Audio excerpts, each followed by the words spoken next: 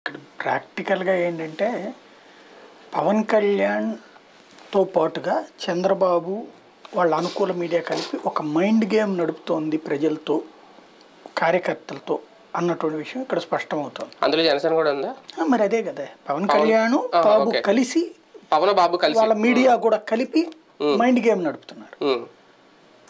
ఆవేశం వచ్చినప్పుడు చల్లార్చేటటువంటి వార్తలు, ఆ తర్వాత అసలు పని చేసుకుంటూ వెళ్ళిపోవడం. ఇప్పుడు మొన్న ఒక ఆవేశం వచ్చింది వాళ్ళకి, ఏంటి మూడో వంతు సీట్లు లేకపోతే ఎట్లాగా అన్నట్టు. అదేది ఆయన పేరేంటి, హరిరామ్ జోగయ్యో లేకపోతే ముద్రగడ పద్మనాభం లాంటి వాళ్ళు ఒక 50 అన్నటువంటిది ఉంటున్నప్పుడు ఆ ఆవేశం వస్తుంది. ఆవేశాన్ని చల్లార్చడానికి ఆంధ్రజ్యోతి ఏం రాసింది మొన్న ఒక 4-5 రోజుల క్రితం, 64 అడిగారు అని రాసింది. 64 ఇచ్చేస్తున్నారు అన్నటువంటి కోణంలో రాసుకొచ్చింది. ఎంకరేజ్ చేసింది. అంతకుముందు పవన్ కళ్యాణ్ ఏమన్నారు, మూడో వంతు అన్నారు.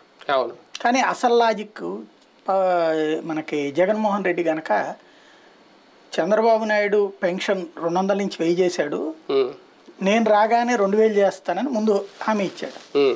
ఆయన 2000 చేయగానే, అంటే నేను చెప్పింది ఆయనే చేశాడు కాబట్టి నేను 3000 చేస్తాను అన్నాడు. జనం అందరూ ఏమనుకున్నారు,